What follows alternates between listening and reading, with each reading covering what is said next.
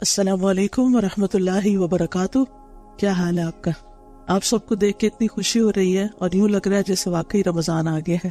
الحمدللہ، اللہ کا کتنا احسان ہے کہ اللہ تعالیٰ نے ہمارے دلوں میں رمضان کی محبت ڈالی ہے، اور ہم سب پوری تیاری کے ساتھ رمضان میں داخل ہونا چاہتے ہیں تاکہ اس مبارک موقع سے خوب فائدہ اٹھا سکیں۔ اللہ تعالیٰ سے دعا ہے کہ اللہ تعالیٰ ہمارے آج کے اس سیشن میں برکت ڈالے اور ہمیں بہترین علم نافع سے نوازے، اور ہمارے علم کے ساتھ ساتھ ہمیں عمل کی توفیق عطا فرمائے، اور ہمیں اس رمضان میں اللہ تعالیٰ کی قربت نصیب ہو، اور ہم رمضان کے بعد گناہوں سے ایسے پاک ہو جائیں کہ بس پچھلا سارا صفحہ صاف ستھرا ہو جائے۔ نحمدہ ونصلی علی رسولہ الکریم، اما بعد، فاعوذ باللہ من الشیطان الرجیم، بسم اللہ الرحمن الرحیم۔ رب اشرح لی صدری ویسر لی امری واحلل عقدۃ من لسانی یفقہوا قولی۔ الحمد للہ واسع العطایا وجزیل الہبات، ذی الفضل والاحسان والمکرمات، جعل فی ایام الحیات مواسم الخیرات وفرصا للتزود من الطاعات، لا الہ الا اللہ وحدہ لا شریک لہ، رب العباد وبار البریات۔ تمام قسم کی حمد اللہ کے لیے ہے، جس کے عطیات اور جس کے انعامات بہت وسیع اور بہت بھاری اور عظیم ہیں، جو صاحب فضل اور صاحب احسان ہے۔ اس نے زندگی میں نیکیوں کے موسم بنائے، اور اس نے ایسے مواقع عطا فرمائے جس میں انسان نیکیوں کا زیادہ راہ جمع کر سکتا ہے۔ اللہ کے سوا کوئی معبود نہیں، وہ اکیلا ہے، اس کا کوئی شریک نہیں، وہ بندوں کا رب اور مخلوقات کو پیدا کرنے والا ہے۔ اہلاً و سہلاً یا رمضان، رمضان کو اہلاً و سہلاً، آپ سب کو اہلاً و سہلاً۔ اللہ سبحانہ و تعالی ہم سب کو اس رمضان میں بھرپور عبادت کی توفیق عطا فرمائے، اور جیسے ہمارا رب چاہتا ہے ہم اس طرح اس رمضان کو گزاریں۔ اللہم وفقنا لما تحب و ترضی۔ یہ اللہ سبحانہ و تعالی کا بہت بڑا احسان ہے کہ اس نے ہمیں رمضان کے قریب کر دیا ہے۔ اللہ سے دعا ہے کہ وہ ہمیں رمضان نصیب کرے۔ عام طور پر ہم رمضان کو ایک رسم کے طور پر لیتے ہیں، چونکہ ہمارے والدین روزہ رکھتے تھے، رمضان میں افطاری کا خاص اہتمام کرتے تھے، تو ہم بھی اسی پیٹرن پر بس سوچتے ہیں، لیکن یہ نہیں سوچتے کہ اس ایک مہینے سے انسان کی زندگی میں کتنا بڑا فضل اور کتنی بڑی نیکی کا موقع آتا ہے، اور اس کے کیا کیا فوائد، کیا کیا ثمرات اور کیا کیا برکات انسان کو حاصل ہوتی ہے۔ اس سلسلے میں مسند احمد کی ایک حدیث آپ کے سامنے رکھوں گی، جس سے اس ایک مہینے کی ویلیو اور اس کی فضیلت آپ کو سمجھ میں آئے کہ آپ کو کتنا بڑا انعام ملنے والا ہے۔ ابو ہریرہ رضی اللہ عنہ کہتے ہیں کہ قبیلہ قزاع کے خاندان بلی کے 2 شخص نبی صلی اللہ علیہ وسلم پر ایمان لائے، یعنی اکٹھے۔ ان میں سے ایک تو جہاد کرتے ہوئے شہید ہو گیا، اور دوسرا 1 سال بعد مزید زندہ رہا اور پھر فوت ہوا، یعنی 1 سال کے وقفے کے بعد فوت ہوا، شہید نہیں ہوا۔ طلحہ بن عبید اللہ کہتے ہیں کہ میں نے خواب میں دیکھا کہ وہ شخص جس کا 1 سال بعد انتقال ہوا، اس شہید سے بھی پہلے جنت میں داخل ہوا ہے۔ ورنہ ہم تو سوچتے ہیں کہ شہید کا درجہ سب سے افضل ہے اور وہ ہم سے آگے ہوں گے، لیکن یہاں جو شخص بعد میں فوت ہوا وہ شہید سے بھی پہلے جنت میں داخل ہوا۔ تو مجھے اس پر بہت تعجب ہوا۔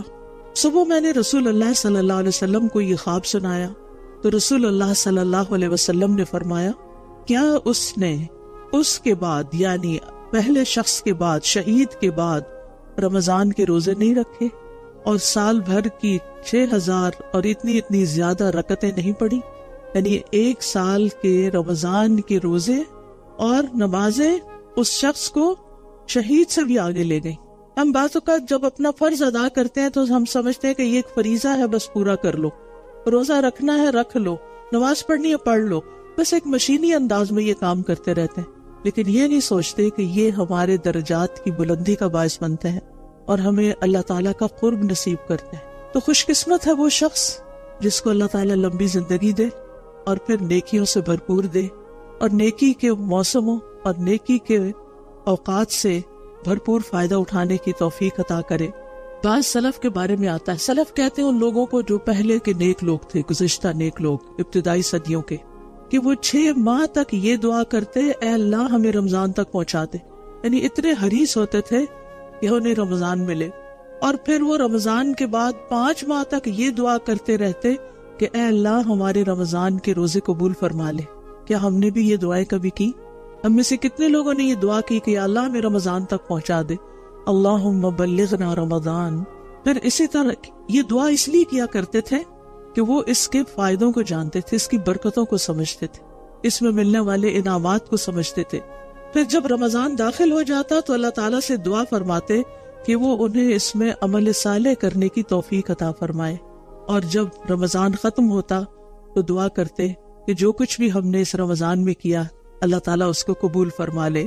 کیونکہ جو اللہ کے سچے بندے ہوتے ہیں، ایمان والے بندے ہوتے ہیں، وہ نیکی کرنے کے بعد کسی فخر اور غرور میں مبتلا نہیں ہوتے، بلکہ پھر بھی ڈرتے رہتے ہیں کہ جو کچھ ہم نے کیا وہ قبول بھی ہو جائے. سورۃ المومنون میں آتا ہے والذین یؤتون ما آتوا وقلوبهم وجلۃ انہم الی ربہم راجعون اولئک یسارعون فی الخیرات وہم لہا سابقون. اور وہ کہ انہوں نے جو کچھ دیا اس حال میں دیتے ہیں کہ ان کے دل ڈرنے والے ہوتے ہیں کہ یقیناً وہ اپنے رب ہی کی طرف لوٹنے والے ہیں. یہ لوگ ہیں جو نیکی کے کاموں میں جلدی کرتے ہیں اور یہی ان کی طرف آگے نکلنے والے ہیں. اور پھر آپ دیکھیے کہ جب رمضان آتا ہے تو رمضان کے داخل ہونے سے پہلے ہی اس کا استقبال کر لینا چاہیے، یعنی اس کو ویلکم کرنا چاہیے، اس کے لیے تیاری کرنی چاہیے.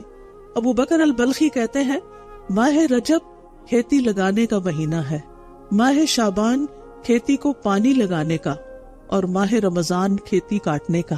یعنی رجب سے ہی تیاری شروع کر دینی چاہیے، اور شعبان میں تو اور زیادہ آگے بڑھنا چاہیے، اور پھر رمضان میں پوری تیاری کے ساتھ داخل ہونا چاہیے تاکہ کوئی بھی ہمارا وقت ضائع نہ ہو.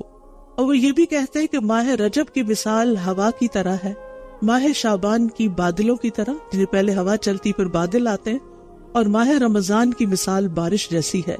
اور جس نے ماہ رجب میں نہ تو کھیتی بوئی نہ شعبان میں کھیتی کو پانی لگایا تو وہ رمضان میں کیسی کھیتی کاٹنا چاہے گا؟ یعنی پھر وہ رمضان اس طرح نہیں گزار سکے گا جس طرح ایک تیاری کے ساتھ جو شخص رمضان میں داخل ہوتا ہے وہ اس رمضان کے مہینے کو گزارتا ہے. ہمیں تیاری کیسے کرنی، کس چیز کی تیاری کرنی ہے؟ ہماری تیاری کیا ہوتی ہے؟ گروسریز کر لیں، سارے کام نپٹا لیں، گھر کو صاف کر لیں.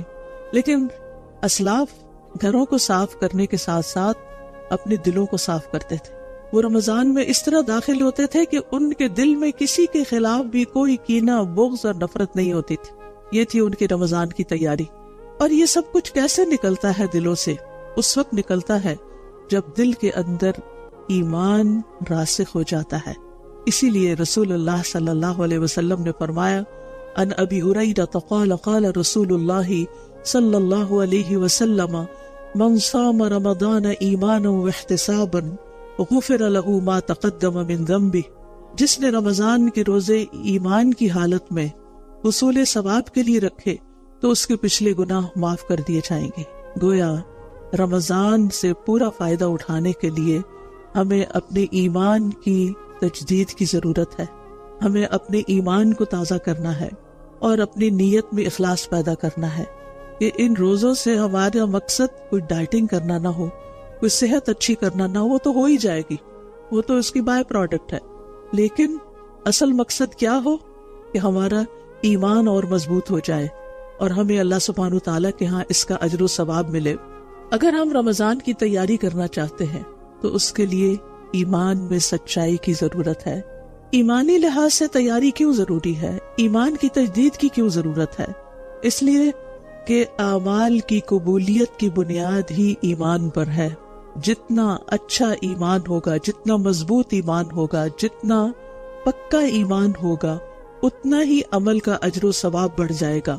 کیونکہ نبی صلی اللہ علیہ وسلم نے رمضان کی جزا کو، روزے کی جزا کو اور رات کے قیام کو ایمان اور احتساب پر مرتب کیا ہے اور ثواب کے حاصل ہونے کی شرط بتائی ہے. وَمَنْ صَامَ رَمَضَانَ إِيمَانًا وَاحْتِسَابًا غُفِرَ لَهُ مَا تَقَدَّمَ مِنْ ذَنْبِهِ جس نے ایمان اور احتساب ثواب کی نیت سے روزے رکھے اس کے پچھلے سارے گناہ معاف ہو جائیں. وہ گناہ جو بالغ ہونے کی عمر میں کیے، وہ گناہ جو بلوغت کے بعد کیے، جوانی میں کیے، اور پھر بڑھاپے تک جو گناہ ہوتے رہے، وہ گناہ جو پچھلے سال کیے رمضان کے بعد سے، وہ گناہ جو پچھلے مہینے کیے، وہ گناہ جو پچھلے ہفتے کیے، وہ گناہ جو پچھلے دن کیے، وہ سارے کے سارے بالکل صاف ستھرے ہو جائیں گے جب رمضان میں داخل ہوں گے، اور ایمان کے ساتھ داخل ہوں گے، ایمان کی مضبوطی کے ساتھ داخل ہوں گے، کیونکہ کوئی بھی نیکی ایمان کے بغیر قبول نہیں. سورۃ الحدید میں اللہ تعالیٰ فرماتے ہیں آمنوا باللہ ورسولہ وانفقوا مما جعلکم مستخلفین فیہ والذین آمنوا منکم وانفقوا لہم اجر کبیر. اللہ اور اس کے رسول پر ایمان لاؤ. یہ کس سے کہا جا رہا ہے؟ ایمان والوں سے کہا جا رہا ہے. ایمان تو ہے، جیسے ایک اور جگہ پر آتا ہے یا ایھا الذین آمنوا آمنوا، اے لوگو جو ایمان لائے ہو ایمان لے آؤ. اے لوگو جو ایمان لائے ہو ایمان لے آؤ. یعنی گویا ایمان والوں کو بھی ایمان لانے کی پھر سے ضرورت ہے، پھر سے اپنے ایمان کو تازہ کرنے کی ضرورت ہے. اور یہاں سورۃ الحدید میں بھی یہی کہا جا رہا ہے آمنوا باللہ ورسولہ وانفقوا مما جعلکم مستخلفین فیہ. اللہ اور اس کے رسول پر ایمان لاؤ اور ان چیزوں میں سے خرچ کرو جن میں اس نے تمہیں پہلوں کا جانشین بنایا ہے. پھر وہ لوگ جو تم میں سے ایمان لائے اور انہوں نے خرچ کیا ان کے لیے بہت بڑا اجر ہے. یعنی پہلے ایمان کی دعوت، پھر عمل کی دعوت، اور پھر جو ایمان لے آئے فالذین آمنوا منکم وانفقوا لہم اجر کبیر. جو لوگ تم میں سے ایمان لائے اور انہوں نے خرچ کیا ان کے لیے بہت بڑا اجر ہے. تو گویا اجر کب ملے گا؟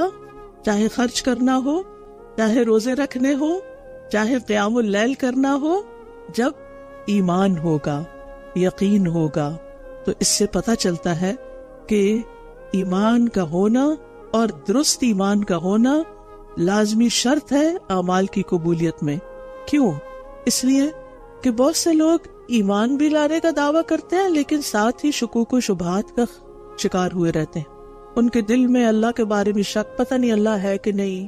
اور آج کی ہماری نئی جنریشن کا حال تو اللہ تعالیٰ ہی جانتا ہے کہ ان کے دلوں میں اسلام کے بارے میں، اللہ کے بارے میں، رسول کے بارے میں، قرآن کے بارے میں، اوور آل دین کے بارے میں، قرآن کے احکامات کے بارے میں کس قدر شکوک و شبہات ہے.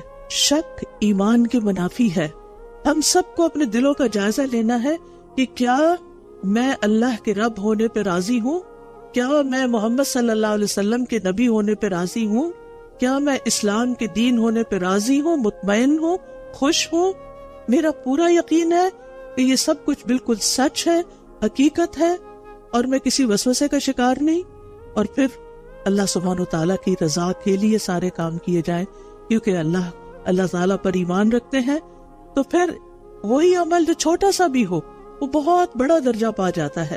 قیامت کے دن جب کفار اور مشرکین کو جہنم میں داخل کر دیا جائے گا تو قیامت کے میدان میں صرف وہی لوگ رہ جائیں گے جو اللہ کی عبادت کرتے تھے. ٹھیک ہے، یعنی وہ کفار کو جہنم میں ڈال دیا گیا. باقی کون بچے؟ جو کیا کرتے تھے؟ اللہ کی عبادت کرتے تھے. ان میں توحید پرست بھی ہوں گے، گناہگار لوگ بھی ہوں گے، نافرمانیاں کرنے والے بھی ہوں گے، اور منافقین بھی ہوں گے، کیونکہ منافق بھی عبادت تو کرتے ہیں. ان پر پل صراط سے پہلے اندھیرا ڈال دیا جائے گا، سب کے سب پر پچ ڈارک، بلیک آؤٹ ہو جائے گا. کفار تو جہنم میں چلے گئے، اب یہ جو باقی بچے ہیں انہوں نے اب پل صراط کو کراس کرنا ہے. ہر طرف اندھیرا چھا گیا. امیجن کریں اگر رات کے وقت پورے ٹورانٹو کی بجلی چلی جائے تو کیسا اندھیرا ہوگا. اب تو ہم فوراً اپنے موبائل کی لائٹ آن کر لیتے ہیں اور روشنیاں کر لیتے ہیں، لیکن کسی بھی اندھیرے وقت کو یاد کیجئے. آج رات اپنی رضائی میں منہ دے کے اندھیرے کو امیجن کیجئے اور پھر پل صراط کو یاد کیجئے. ابن عباس اور ابو امامہ الباہلی رضی اللہ عنہما کہتے ہیں قیامت کے دن لوگوں پر اندھیرا چھا جائے گا. امام ماوردی کہتے ہیں کہ میرا خیال ہے یہ فیصلہ ہو جانے کے بعد ہوگا، پھر انہیں نور دیا جائے گا. اندھیرا ہونے کے بعد نور دیا جائے گا اور وہ اس کی روشنی میں چلیں گے، اور یہ نور ہر انسان کو ملے گا جو اس وقت وہاں میدان میں موجود ہوگا امتحان المؤمنین کے بعد. چاہے مسلمان ہو، چاہے منافق ہو، چاہے نیک ہو، چاہے گناہگار ہو، سب کو نور ملے گا۔ لوگ اپنے نور کے ساتھ، ہر ایک کی اپنی پرسنل لائٹ ہوگی، اپنے نور کے ساتھ چلیں گے۔ جہنم کے پل پر آنکڑے اور کانٹے ہوں گے، جن کو وہ کانٹے چاہیں گے پکڑ لیں گے، اور پھر یکا یک منافقین کا نور پوری طرح بجھ جائے گا، منافقوں کا نور ختم ہو جائے گا، مومن نجات پا جائیں گے۔ سلیم بن عامر کہتے ہیں ہم ایک جنازے کے ساتھ باب دمشق میں تھے، ہمارے ساتھ ابو امامہ باہلی رضی اللہ عنہ بھی تھے۔ جب انہوں نے جنازہ پڑھایا اور دفن کا کام شروع ہوا، یعنی میت کو دفن کر رہے تھے، تو ابو امامہ باہلی نے فرمایا، لوگو تم اس دنیا کی منزل میں آج صبح شام کر رہے ہو، یعنی آج دنیا میں تم صبح اور شام کرتے ہو، یہاں تم نیکیاں اور برائیاں کر سکتے ہو، اس کے بعد ایک اور منزل کی طرف تم سب کوچ کرنے والے ہو، اور یہ قبر ہے۔ قبر میں روشنی کہاں سے آئے گی؟ کیا کوئی ہمارے ایسا سسٹم ہے کہ مرنے والے کے ساتھ ہی روشنی کا انتظام اندر کر دیا جائے؟ ناٹ پاسبل، ہو ہی نہیں سکتا۔ وہ کہتے ہیں یہی قبر کی جو تنہائی کا، اندھیرے کا، کیڑوں کا اور تنگی اور تاریکی والا گھر ہے، یہی وہ منزل ہے جس میں نیکسٹ لینڈ کرنا ہے۔ مگر جس کے لیے اللہ تعالیٰ اسے وسعت دے دے، جس کو اللہ قبر میں نور دے دے، بس اس کا اپنا ہی نور ہوگا، باہر سے کوئی نور نہیں آ سکتا۔ وہ کہتے ہیں یہاں سے پھر تم قیامت کے مختلف مقامات پر وارد ہوگے، اور وہاں تم کسی مقام پر ہوگے کہ لوگوں پر اللہ کی طرف سے ایک حکم چھا جائے گا، یہاں تک کہ بہت سے لوگوں کے چہرے سفید ہو جائیں گے اور بہت سے لوگوں کے چہرے سیاہ ہو جائیں گے، چہروں پہ اندھیرا چھا جائے گا۔ پھر تم ایک میدان میں جاؤ گے جہاں لوگوں پر سخت اندھیرا ہوگا، وہاں نور تقسیم کیا جائے گا، مومن کو نور دیا جائے گا، کافر اور منافق بے نور رہ جائے گا۔ اسی کی مثال اللہ تعالیٰ نے اپنی کتاب میں بیان کی ہے، او کظلمات فی بحر لجی یغشاہ موج من فوقہ موج من فوقہ سحاب ظلمات بعضها فوق بعض اذا اخرج یدہ لم یکد یراہا ومن لم یجعل اللہ لہ نورا فما لہ من نور۔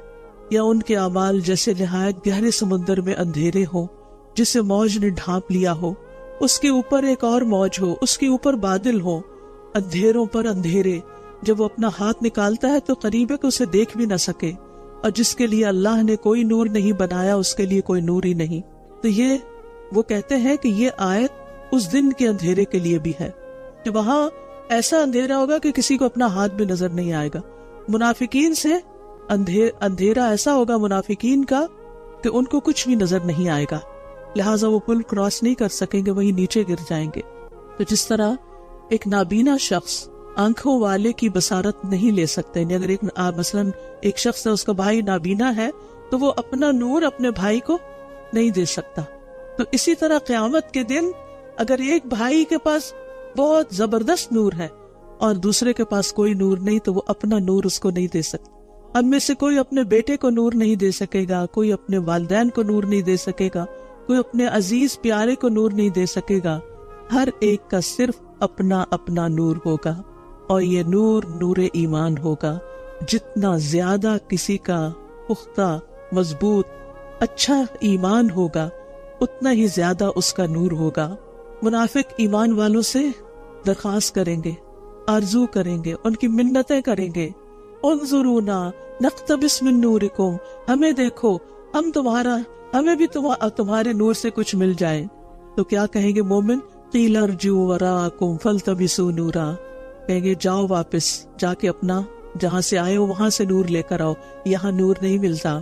وہ نور تو دنیا سے لے کر جانا تھا، قیامت کے دن تو کوئی نور نہیں۔ اور پھر ان مومنوں اور ان کے درمیان ایک دیوار حائل کر دی جائے گی، جس کے ایک طرف رحمت ہوگی اور دوسری طرف عذاب ہوگا۔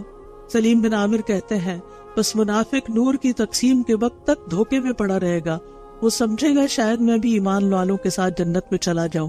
اس طرح اللہ تعالیٰ مومن اور منافق کے درمیان فرق پیدا کر دے گا۔ نبی صلی اللہ علیہ وسلم کے زمانے میں منافقین نمازیں بھی پڑھتے تھے، روزے بھی رکھتے تھے، صدقات بھی دیتے تھے، کچھ جنگوں میں بھی شریک ہو جاتے تھے، لیکن ان کے دل شکوک و شبہات کا شکار تھے، دلوں میں خالص ایمان نہیں تھا، ڈاؤٹس کا شکار تھے۔ آج ہمیں دین کے بارے میں اپنے سارے ڈاؤٹس کو دنیا میں کلیئر کرنا ہے، ہمیں اپنا گمان اللہ تعالیٰ کے بارے میں اچھا رکھنا ہے، اللہ سے شکوے نہیں کرنے، اللہ سے ناراض نہیں ہونا، اللہ کے ساتھ بے ادبی نہیں کرنی، کیونکہ ہم اس کو اپنا رب مان چکے ہیں۔ اسی طرح رسول اللہ صلی اللہ علیہ وسلم کے بارے میں کسی قسم کا کوئی برا خیال دل میں نہیں ہونا چاہیے کہ یہ کیا آپ نے یہ فرما دیا اور اب ہمیں مشکل پڑ گئی۔ اسی طرح قرآن کی کسی ایک آیت کے ایک حصے، ایک لفظ کا بھی انکار نہیں کرنا چاہیے اور اس کے بارے میں دل تنگ نہیں ہونا چاہیے۔ اس کو پورے کا پورا ہولسم لینا چاہیے، جیسا ہے، جیسا فرمایا اس کو قبول کرنا چاہیے۔ یہ ایمان کا تقاضا ہے۔ اور اسی طرح آخرت کے بعد، مرنے کے بعد، قبر کے حساب کتاب اور پھر حشر کے دن کی ساری جو واردات ہیں اور پھر جنت اور دوزخ، ان کے بارے میں بھی ہمارے دل میں کوئی ڈاؤٹ نہیں ہونا چاہیے۔ اور پھر الحمدللہ بچپن سے ہمیں ایمان ملا، ہم ایمان کی حالت میں پیدا ہوئے، لیکن آج ہمارے بچے، ہماری نسلیں جس ماحول میں ہیں وہاں ان کو وہ سارے پریویلیجز حاصل نہیں ہوئے جو ہمیں حاصل تھے۔ ہم میں سے جتنی بہنیں بھی یہ لیکچر سن رہی ہیں، ان سب کو گھر جا کر اپنے بچوں کے ساتھ بیٹھ کر ایک سیٹنگ کرنی چاہیے اور ان کے ایمان کا جائزہ لینا چاہیے کہ وہ کس درجے کا ہے۔ ان سے پوچھنا چاہیے کہ آپ کے دل میں اللہ تعالیٰ کے بارے میں کوئی ڈاؤٹ تو نہیں، رسول اللہ صلی اللہ علیہ وسلم کے بارے میں کوئی ڈاؤٹ تو نہیں، آخرت کے بارے میں کوئی شک تو نہیں، قرآن کے بارے میں کوئی شک تو نہیں، رسول صلی اللہ علیہ وسلم کی احادیث صحیحہ کے بارے میں کوئی شک تو نہیں۔ اگر کہیں بھی کوئی چھوٹی موٹی چیز بھی ہو تو وہ ختم ہو جانی چاہیے، کیونکہ دل کے اندر شک کا ہونا، دل کے اندر بیماری کا ہونا، یہ سب ایمان کے منافی ہے اور یہ انسان کو مومن کی عادت سے نکال کر نفاق کی طرف لے جاتا ہے۔ منافق قیامت کے دن پلسرات کے قریب پکاریں گے مومنوں کو، الم نکم معکم، کیا ہم تمہارے ساتھ نہیں رہتے تھے؟ ہم تمہارے دوست تھے، ہم تمہارے رشتہ دار تھے، تمہارے ساتھ مجالس میں حاضر ہوتے تھے، ہم مسجدوں میں بھی چلے جاتے تھے۔ لیکن مومنوں کا جواب کیا ہوگا؟ وہ کہیں گے بلا، ہاں کیوں نہیں، ساتھ تھے۔ وَلَكِنَّكُمْ فَتَنْتُمْ أَنفُسَكُمْ وَتَرَبَّصْتُمْ وَارْتَبْتُمْ وَغَرَّتْكُمُ الْأَمَانِيُّ حَتَّى جَاءَ أَمْرُ اللَّهِ وَغَرَّكُمْ بِاللَّهِ الْغَرُورُ۔ کیوں نہیں، تم رہتے تو ساتھ ہی تھے، لیکن تم نے اپنے آپ کو فتنے میں ڈالے رکھا، انتظار میں رہے، شک کرتے رہے، لمبی تمناؤں نے تمہیں دھوکے میں ڈالے رکھا، یہاں تک کہ اللہ کا فیصلہ آ گیا اور اللہ کے بارے میں اس بڑے دھوکے باز یعنی شیطان نے تمہیں دھوکے میں ہی رکھا۔ تو اللہ تعالیٰ نے یہاں پر منافقین کو 5 چیزوں سے متصف کیا۔ سب سے پہلے فَتَنْتُمْ أَنفُسَكُمْ، تم نے اپنے آپ کو فتنوں میں ڈالا، یعنی ایسے ماحول میں لے گئے، ایسے کاموں میں، ایسی دوستیوں میں کہ جس میں تم اچھے بھلے ہوتے ہوئے فتنے میں پڑ گئے اور تمہارے دلوں میں ڈاؤٹس پیدا ہو گئے۔ اور تربصتم، اور انتظار کرتے رہے، اچھا بعد میں توبہ کر لیں گے، جو بڑے ہوں گے حج کر لیں گے، پھر انتظار کرتے رہے، توبہ کو ڈیلے کیا۔ وارتبتم، اور تم شک میں پڑے رہے، یعنی مرنے کے بعد کوئی چیز اٹھنا ہے یا نہیں، قبر کا عذاب ہے یا نہیں۔ اور پھر غرتکم الامانی، دنیا نے تمہیں دھوکے میں ڈالے رکھا۔ کس دھوکے میں؟ کہ ابھی تم دنیا کا مال لے اور آخرت اللہ معاف کرنے والا ہے۔ اور شیطان نے تمہیں، آخری چیز، شیطان نے تمہیں اللہ کے بارے میں دھوکے میں ڈالے رکھا کہ اللہ بڑا رحم کرنے والا ہے، تم اس کی سزا سے بچ جاؤ گے چاہے تمہارے اعمال کیسے بھی ہوں۔ تو یاد رکھیے، ایمان کے بغیر منافقین کے جو بھی عمل تھے وہ قبول نہیں ہوں گے، بلکہ ان کا ٹھکانہ کہاں ہوگا؟ آپ سب کو پتہ ہے نا، کہاں؟ بالدرک الاسفل من النار، کیونکہ یہ دھوکے باز لوگ تھے، یہ فراڈ کر رہے تھے، صرف انسانوں کے ساتھ، صرف مومنوں کے ساتھ نہیں، اللہ اور اس کے رسول کے ساتھ بھی، کہ ظاہر میں کچھ تھے، اندر سے کچھ اور تھے، لہٰذا ان کا انجام کفار سے بھی بدتر ہوگا۔ تو یاد رکھیے، صرف ایمان کا نام لے لینا اور چند کام کر لینا یہ ایماندار ہونے پہ دلالت نہیں کرتا۔ لہٰذا بہت سے لوگ ایسے ہیں کہ جو روزے رکھتے ہیں بس ایک رسم سمجھ کر، لیکن اور اسی طرح نمازیں بھی پڑھ لیتے ہیں بس ایک روٹین سمجھ کر،